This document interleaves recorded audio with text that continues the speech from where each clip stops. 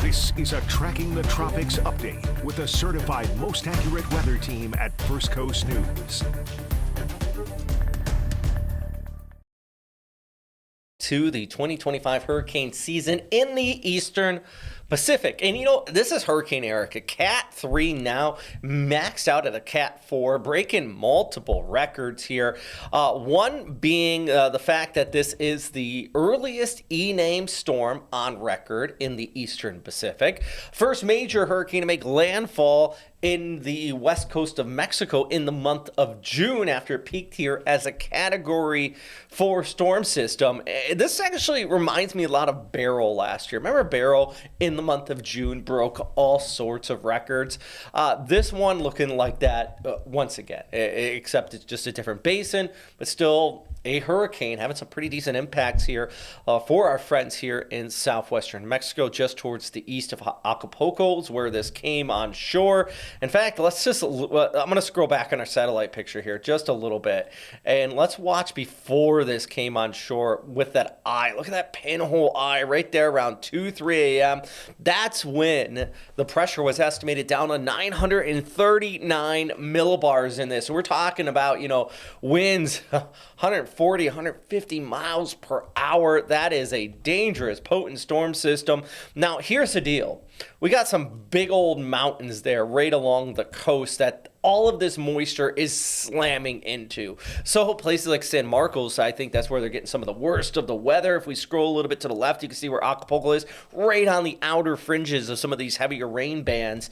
But I'm hearing from people, I got some colleagues out here who are storm chasing who are saying the wind is not that intense in some of these towns out here, albeit there's a hurricane coming on shore. We got heavy rainfall for sure, but remember there's a lot of mountains here. See all these mountains really scattered throughout this area. That does a number on the wind field. So unlike, you know, Florida, when a hurricane comes on shore, you don't have any friction, you don't really have anything stopping it, so it allows the wind to sweep across a vast area.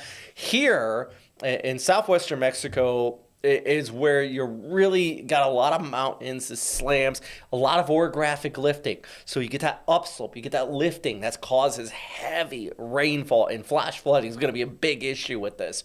But the wind field, really, I'm sure it's sporadic. I'm sure in some of these valleys, you are getting some pretty decent funneling that's kicking on through. I'm also confident that we're also looking at some damaging winds and a bit of a surge right along the coast there, especially right here. I mean, you can just see a little bit of that banding and that right front quadrant wrapping around right just like that. I'm going to hit right there. So, yeah, that's where you're definitely seeing the max of the winds. And once again, this storm system, you know, it maxed out as a Cat 4. It is rated a Cat 3 now, and I wouldn't even be surprised if it kind of backed off from there a little bit. Pressure was at 939 millibars around 3 a.m. this morning. Now up to 950. Remember, the higher the pressure, the better, because it's all about the pressure gradient. So basically, the steepness from high to low pressure, how fast that wind wants to run down it here. So the higher the pressure you got, the less steep that gradient is. So our winds are kind of backing off a little bit. Still Cat 3, still major. Northwest at 9 miles per hour. Winds are estimated right now in that center of 125 miles per hour as this comes on shore as still a major hurricane, a Category 3 storm. So, boy, beast of a storm. If you are watching on our Facebook or YouTube, by the way, I would like to hear from you. Please leave us a comment here in the comment section below. Yeah, I would truly like to hear from you. Let's talk about this storm system together as we continue to track it, moving off towards the north and west. It is expected to weaken as it pushes over Acapulco, major tourist destination there. I got a lot of people. And also, it's definitely going to weaken as it gets closer to Mexico City as it moves off towards our north here. But still a lot of rain across a lot of these coastal areas here. In fact, let's take a look at our Futurecast. So we're gonna just kind of time this out as this comes on shore. Now this is Eastern time. I'm recording this out of Jacksonville, Florida here, and we watch this move on shore. But look at the leading edge of it. Look at kind of how most of this precipitation just stays right near the coast. That is because this all just slams into the mountains. Those mountains acting like just a great barrier, a wall, squeezing out all of this moisture and causing bulk of that precip to stay north. But you see the remnant low actually tries to track across the country, and it almost starts pulling moisture out of the Gulf on the East Coast there. Could be looking at some monsoonal showers for South Texas eventually associated with this. So let's go back to the beginning here. One more time, we're going to loop through and just see how that low-level center slams on the coast there, weakens out along the southwest coastline. But we see almost a secondary low try to develop heading off towards the north, maybe into South Texas. So that would not be a hurricane, and more or less just the transport of this moisture stretching back there towards the north. But definitely the big issue is right there along the southwestern coastline, just around Acapulco. You're going to be looking at some spots 3 to 5 inches for our friends in Mexico. That would be about, I believe, 100 to 200 millimeters of total precipitation. A lot of rain. A lot enough to cause some flooding out here. So, I mean, whew. And if we pull back the picture, I mean, you could see it on the East Coast, too, some of that precip. So, kind of getting pulled in out of the Gulf. So, you get kind of a 1-2 punch from that moisture coming in from the south, slamming into the mountains, and you get the moisture from the east, kind of hitting off there in the northeastern areas of Mexico. And then we look ahead, you see how that moisture even can build in for some areas of South Texas, talking about like South Padre, Brownsville area. Could be looking at some of that decent precipitation kicking up. But boy, potent storm system. Hey, I'll get back to that in just a second. I'll take some of your questions here too. But the good news is in the Atlantic, nothing out here right now. In fact, last year at this time, we had a couple tropical waves coming off of Africa. I remember there was a moderate to high risk, and I think at that point we were starting to get into barrel territory. Remember, that was the earliest major hurricane to make landfall in the month of June on record. When that came across the Windward Islands and pushed across the Caribbean, and eventually that one went into Texas. That was a year ago. Good news, nothing out there right now. I think our main concern is, of course, still the moisture coming in with Erick here and how that interacts with the area of convection pulling in off of the Gulf. If something does spin up quickly, I'd be a little surprised, but it's not out of the realm of possibility. And then we can see we do have a couple waves out here in the eastern Atlantic around that main formation area, but we're also contending with a lot of dry air. And what I mean by that is right about in here, we got just a whole plume of Saharan dust coming off the continent of Africa here. And that adds in that dry air. It just adds in stability and overall cools things down. So despite the fact, we do have a couple tropical waves, that definitely is interacting with that Saharan dust, and that limits the full potential of any tropical development out here for sure. Despite the fact that the sea surface temperatures are warm, which is why I'm still a little concerned about this area in the Western Gulf, because mid-80 temperatures out there, all across there, and into the Caribbean too. We got mid-80s, which is fuel. That we need about 80 degrees for a tropical system. 85 and above, a lot of energy. Once you get up near 90, that's when we're talking about, gasoline being thrown on the fire here. Right now, still in the Atlantic, Andrea would be our first name storm system. We don't have it just yet. But once again, the Eastern Pacific, I'm going to go back to this graphic here. The fact that we are on E already made it the earliest E name storm in the East Pack on record. Also, we have a second hurricane, too. We already had one hurricane. First major hurricane to make landfall there in the month of June as it peaked as a Category 4. Now it's down a little bit. You know, we're at a Cat 3, pressure 950 millibars as this comes on shore. So, boy, intense storm system. Just trying to check and see if we have any questions or anything like that. I would love to hear from some of y'all. We got about 60 people watching on Facebook. Got a good number of people here on YouTube as well. And also, don't forget, you can stream us on FCN Plus as we track these storms. Ooh. Watching on Facebook. Oh, boy. And that's number of people. the mic picking up on me saying that right now because I'm trying to read some of your comments. How about that? Anyways. All right. So let's bounce back to our satellite picture. Let's zoom right in if you're curious of where exactly this is coming on shore. And then I'm going to rewind it just a little bit. So let's go back in the time frame here. Right there. So see that eye? Look at that. That is that exposed, and this is about when we had that pressure of 939 millibars. And we zoom right in, and I'm going to do that because I want to get an idea. So this place right here, gosh, terrible American, bad at my pronunciation of Spanish stuff. So I'm going to try Puerto Escondido. Obviously Porto, so it's right along the coast. It's a port. That spot took the brunt of this storm system. Oof. I mean, that's where you probably did see those winds 150, 160 miles per hour sustained in the middle of the night, too. This would have been about midnight to 1 o'clock here on the west coast of Mexico when that came on shore. That definitely caused damage. But then you could see the mountains, and we zoom in a little bit more. You can see where these mountains, where like these shades of red, the darker colors kind of stop. It's because you're just slamming right into the hills here. That's orographic lifting. So you get the uplift. You get that moisture squeezed out. And I mean, earlier I said 1 to 200 millimeters in total, but I'm sure at one point there, you probably were seeing about 50 millimeters an hour.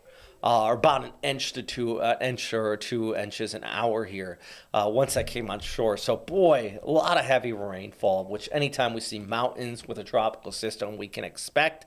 I'm sure they got some coastal surge there, albeit I think the rain's going to be one of the big issues here on the southwest coast of Mexico. And let's go ahead here. So this is from 2 a.m., and watch that right front quadrant. Still there, albeit the eye starts to fill in.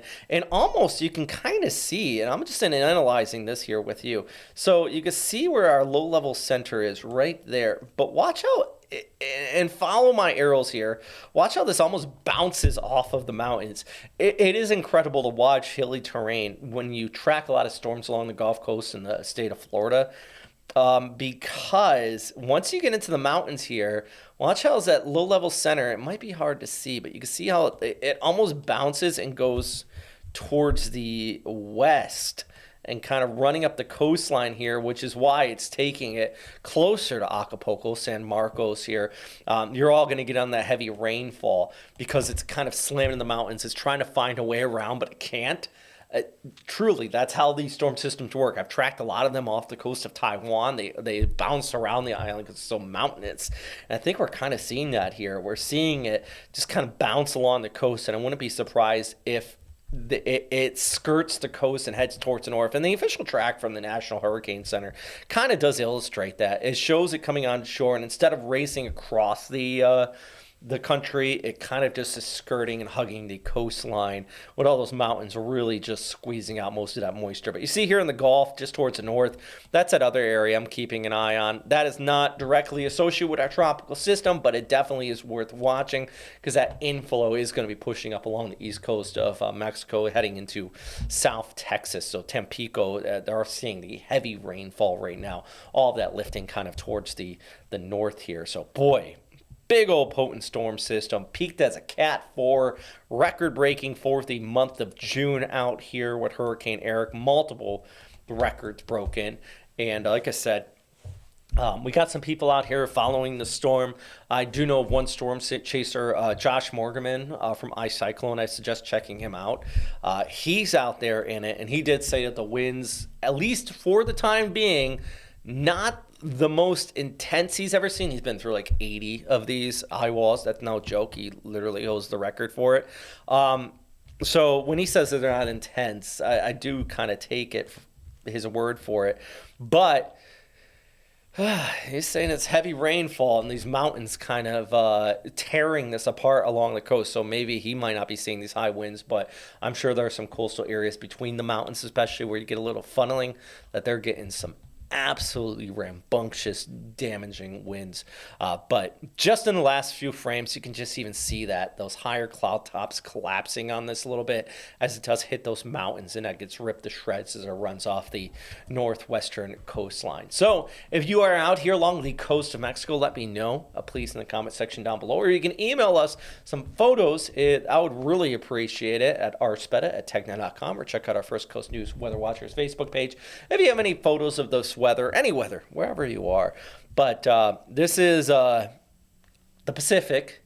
Usually we track storms out here in the Atlantic, but a little dry run for our neck of the woods following this one out here right now as it comes on shore. Once again, a record-breaking storm. Reminds me a lot of a Beryl last year, just because of the intensity, how it rapidly intensified over some very warm sea surface temperatures here, and just basically this all coming together as the earliest major hurricane making landfall in the Eastern Pacific. And I think right there we might be starting to get a little it's not the eye by any means, but I do think there's your low-level center right there. You can kind of see it on satellite. Yeah, it's just skirting the coast just south and east of San Marcos, and kind of skirting off there towards Acapulco. So if you're in any of these areas, you know somebody out here, yeah, make sure they're staying safe, staying weather aware, and of course we're going to continue to keep you posted here at First Coast News and at firstcoastnews.com, our Hurricane Central newly revamped website. Trying our best to keep you posted there too. I don't really got a lot of questions here at this time, so I think let me just hit refresh real quick and I'll make sure I'm not missing anybody. But if you do, I'll try to answer them maybe after the fact. But we do got a lot of people on here watching. Try my best to keep you posted here with Hurricane Erick. Whew. Robert, Yes. there's a question on YouTube from Regina asking, do you know at what time will Erick reach Acapulco? Acapulco. Yeah, why am I not seeing that? Oh, there we go. Nice to watch, Leggy says. Aaron did, or Regina says, do you know what time Erick will reach Acapulco? Aaron says, my other YouTube name, it covers storms in the Western Pacific too. Yes, that is me, Aaron. So thanks for watching all these tropical updates here. We're tracking hurricanes today here with First Coast News. So what time is going to reach Acapulco? It really depends on your question, like your definition of reach. And I say that in all seriousness, because let's zoom right in. So Acapulco, right on the outer fringes of some of these main rain bands, they're starting to kick on in. Now, here's the deal. They're moving offshore, so I don't think you're going to get the high winds because the winds are coming off of the coast. Ooh, I bumped that, sorry. The winds are coming off the coast over those mountains, so you're not really going to get a ton of wind, but the rain really is going to pick up. Now, with that said, as I mentioned, this storm is quickly weakening. But it's also kind of bouncing off of the mountains here. So instead of running due inland, it's skirting the coastline. And we can see that here. Look at how the convection builds in from the south and east, stretching across the coast. Let's zoom it out and we'll take a closer look here. So let's go backwards about 5-6 hours. There's your eye right there. Look at that. See how that's just super defined. And then you got Acapulco right on the outer edges of that convection. See how that kind of hits the coast and almost bounces and turns towards the north and west. So I wouldn't be surprised. Give it about even less than that, 2-3 hours. I do believe that low-level center is going to skirt the coast, kind of bounce up, and then run right over Acapulco, which means if you are out there, you're probably going to see some tropical storm strength winds, which I've seen in the past, and it surprises people, especially if you haven't been through any major hurricanes. So you're probably going to see some solid winds. Now I'm going to say in kilometers per hour only because we're talking Mexico here. Some solid winds, about 70, 80, maybe up to 90 kilometers per hour. Hurricane strength would be probably, I would say, even 100 kilometers per hour, because hurricane strength would be about 120. We're not going to be that high, I don't think, for that area, only because this is quickly weakening. But you could be looking at some pretty decent gusts, enough to toss things around, obviously. But the good news, the winds are coming from onshore, offshore, but it is headed into your direction here. So I hope that does answer your question, Regina. I'm just reading another question. It's not going to make landfall, but it's going to be near. Yeah, I mean, it currently is making landfall, Aaron. So I know it's kind of close call, but it definitely, I would say it already has. And let me double check, because I think maybe while we are talking here, the NHC might actually update it and say it did officially make landfall. Let's see. Yeah, I mean, it's right there. I guess right now the NHC still has not said that official landfall. But let's look at the track now. This is from 8 a.m. Actually, that just came through. Right there. Look at this. Yeah, that came. That. I think it officially has already and I keep on saying officially because it really just depends on that low level center. As I mentioned, it's kind of bouncing off of the coast here, so it's a little bit skirting the coast. But that definitely has come on shore. Pressure at 950 millibars now compared to 939. We had a couple of hours ago, just around the 3 a.m. update, it was up to that Cat 4. And honestly, I would be surprised if this is still a Cat 3. It really is getting torn apart. Still hurricane, still serious. And see how they do expect this to just kind of bounce along the coast and the mountains there and head off towards the north and west towards Acapulco. So tropical storm strength conditions for sure there. Gust as high as hurricane possible, maybe near the coastal areas, but I think that your heavy rainfall is going to be one of the big issues for that specific spot. So Regina says thank you. Aaron says you're welcome. Thanks for chiming in here as well. I got your guys' questions there on YouTube, so thanks for watching on there. And then I'm just going to double check our Facebook feed, make sure I don't miss any questions or any comments there as well. But hey, if you're out here being impacted by this storm, let me know. Comment section down below. Oops, did I hit something? Oh, no, yeah. Okay, that was Malcolm's fault, our digital producer behind the scene. Malcolm, you're doing a great job. Thank you so much. Hey, so let's go back to a broader view. I'll do one more quick run through here for you, for those of you who are jumping in right now, or you might be thinking of a question. We'll keep you posted with it. All right, so does look like Erick now has made landfall as a Cat 3. That would make it the earliest major hurricane on record to make landfall on the west coast of Mexico. Yeah, that's the first major in the month of June, so logic would say it's the strong earliest major on record.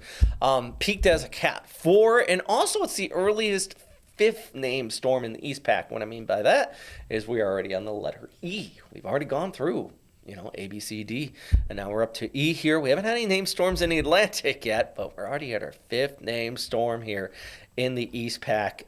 This storm, though, it was impressive a few hours ago. Still is impressive. It is just losing a little bit of its intensity, mainly because it's moving onshore and not just over a flat coastal terrain like you would see in the Gulf or in Florida, where the storm gets carried a bit inland because, you don't really have a lot to stop it.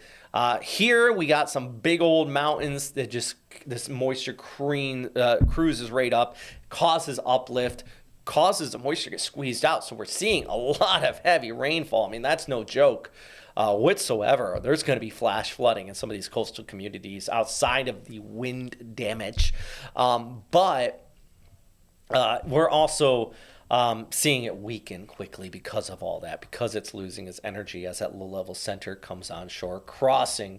I mean, right there, it's about where it came on shore here. So now seeing it kind of cruise along the coast, and Acapulco, you are in the mix here as well. So let's look at the broader picture one more time. I'm going to show you that Futurecast here for you, and just as this gets disrupted through this afternoon, heading into the evening, passing towards the north and west, quickly weakens out. I mean, by the time we head to our Thursday evening, this storm's going to be all but gone. But I do find it still interesting that this high-resolution model wants to pick up that convection on the east coast out of the Gulf and almost spin up a little low along the coastal plains there.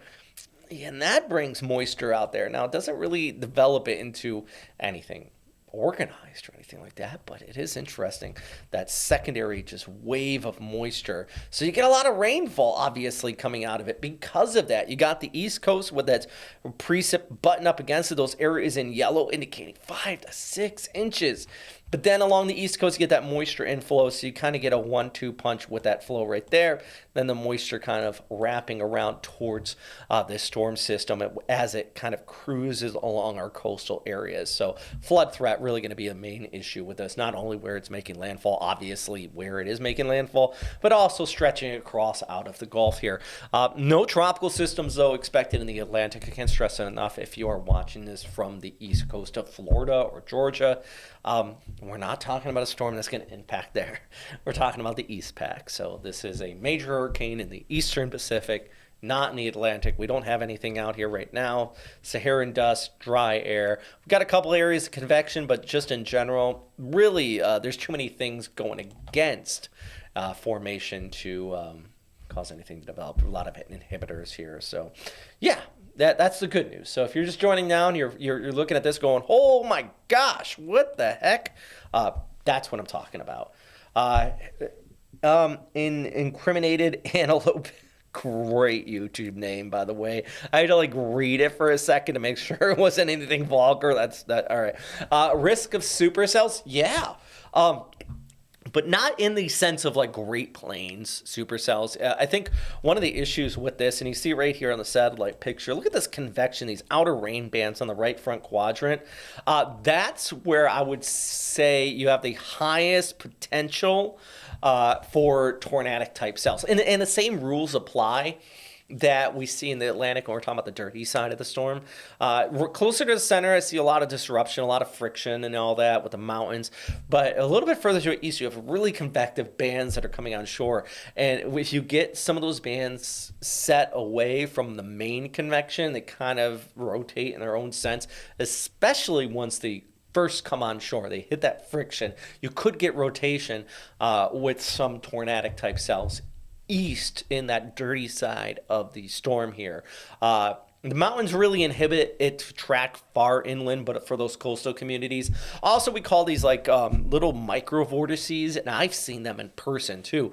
Just these little spin-ups coming in off of the water with these storms. They sometimes are called, water spouts or little land spouts and stuff, but I like to call them those little micro vortices because they're just quick, they're spinning, they're shrouded in rainfall, moving with the storm system with the winds, which could be at 60, 70 miles per hour. So they're cruising along just like a jet here, coming on shore, and that's the type of stuff that I think causes damage in the sense of flipping cars and stuff like that. These little micro vortices, which I do see that in the right front here. So to answer your question, Mr. Antelope, yeah, there is a risk of, supercell-ish type storms with this. Obviously, a major hurricane coming on shore. There is multiple facets and risk here, not just in that low-level center, but just the broader view with those cells kicking off towards the east. I think that's where you're going to have that highest risk, though. And once again, pull back the picture. You can see what I'm talking about. These cells just right in there. Obviously, though, closer to the center, it's a bad day here, too. I mean, it may not be tornadic supercell type stuff, but it's just a full-on wind out here. But I like this, just zooming in, and I can show you this, just showing you how the mountains, and this is novel for forecasters or people that track hurricanes in the state of Florida and Georgia and along the Gulf Coast. It is novel in the sense of mountains because you don't really have on those areas. So we're more worried about storm surge and even storms cruising in. Think of Helene last year, but in the Carolinas. Remember how that just tracked up? It hit the mountains just right there, and it caused a ridiculous amount of rainfall because the funneling of the mountains and everything. I see a similar, so when we start getting video out of this area, and I wouldn't be surprised if we start getting it pretty soon here. When we do start getting video, I think we're going to see a lot of flood video versus storm surge or wind damage and things like that. I think we're going to see a lot of flood video coming out of this. Do want to note our good friend Josh Morgan, he's out here chasing this storm. He says he's in San Jose, Estancia Grande. So it's right along the coast here, where he kind of watched that storm come on shore. Small town. I think that's why it's not even popping up on here. But this same area. Where, obviously getting those hurricane strength conditions here. So I'm going to try to check our questions one more time. If I don't get any over a period of time here, though, I will probably call it a little quits on this stream. But if you want to see more of it, let me know. Just say hi. Say hi. I want to hear from you guys watching here on Facebook and on YouTube for those questions. Or if you're watching on FCN Plus, thank you so much for stopping by. I truly appreciate it. Always appreciate you guys watching on here. It helps make my job easier when you're asking those questions too, though. I don't really got anything too different. Aaron, Mr. Antelope, Regina on here, all watching from different varieties. I got some people out who know me from my typhoon coverage on the other side of the ocean. So I cover all the basins here at First Coast News. We really focus in on our hurricanes. Also track storms in the Western Pacific. I've been in cyclones in Australia. Trying to use my experience from around the world, though, to show what's going on in here. That's why I can translate those millimeters and feet and kilometers per hour so quickly for you, for our friends out here in Mexico. But yeah, you know what? The good news at this time, this is weakening. Bad news, did make landfall once again as a major hurricane, a Cat 3. As it comes on shore there. I just want to take a quick look around. Can you pop this up on the full screen? Because I'm going to just do a little research here. By research, I'm just checking a different variety of social medias. I want to see if there is any new video or reports coming out of the area. Actually, we're at Puerto Escondido, so it's right there where this did just come on shore. Seeing some video of some massive waves there. Oh, yeah, they got some, which doesn't surprise me. I mean, this was a Cat 4 right offshore, obviously. There's going to be some massive waves. Also in Punta Maldonado in Oaxaca, you had pretty decent, actually there was some decent storm surge right there. So I'm going to zoom right in, see if I can find this town we're talking about. Porto. Okay, it's not going to pop up on that screen. I'm going to go back to this one. Let's zoom in on Erick here, because I am actually seeing a few reports of some, yeah, right there. So that makes sense. Let's go back. Puerto Escondido. I hope I'm saying that right. So yeah, I'm seeing some videos, some reports out of that area of storm surge, which makes sense. I mean, if you zoom right in on it, there is a little bit of an inlet there too, which is we often worry about in this type of situation, is the bays and inlets. And you got, of course, the low-lying coastal plain there, but you get these inlets, it causes a little bit of funneling. Basically, all that water tries to concentrate into one spot. So I am seeing some video of streets flooded right there along the coast because of a bit of surge. Of course, as we go ahead throughout the day, that flood threat is also going to be a major issue with this, from the rainfall in the mountains rushing down towards the coast on top of the storm surge that's coming in. So yeah, bad day. By the way, if you notice, I'm looking at satellite picture here a lot because we don't really have radar in this specific spot, in the specific area. I'm not seeing any radar images come out of there. So unfortunately, we do have to rely on satellite pictures, just kind of give you an idea of where the storm system is. Makes you really appreciate, especially in the United States, where we have radar coverage everywhere. It really does. It makes you appreciate it that much more when you have to cover storms in, other countries around the world. And just not equipped as much. We got the equipment out there, but just it's not as good coverage. The hurricane hunters aren't there. It's different variety of impacts, or information gathering, I should say. Wow. I also got another video. A lot of this is in Spanish, so my weak Spanish is going to have to watch it, but I do see some damage there in some of these coastal communities too, where that surge was coming in. On top of the wind damage, which doesn't surprise me. I mean, this was making landfall as a Cat 4 with winds estimated about 140 to 150 kilometers per hour, which up and over 220. No, I said 140, 150 miles per hour. That's set up in over 200 kilometers per hour. Bouncing back and forth because we got, this is Mexico, right? So America's not the only country here. I try my best to communicate to everybody and the different information and different standards. Yeah, just so I'm going to refresh our comments real quick, make sure I'm not missing anything. And I'll probably let you guys go here in just a bit because otherwise I'm just talking about the same thing over and over again. I try not to do that too much. But tracking Hurricane Erick today. Once again, if you have any other questions, you want to share them with me, shoot me a message. I'm on social media, Robert Speta Weather. Or if we get any new video, maybe we can jump back in a little bit later with some new video here on FCN Plus. So if you haven't already downloaded the First Coast News app, please do, because once we start streaming, you'll get notified and say, hey, we got a hurricane. Not just with this one, but any other tropical system out there. Always going to continue to track and keep you guys posted. I'm going to try to find some good video. I say good video as in very visual videos. Nothing's good about it.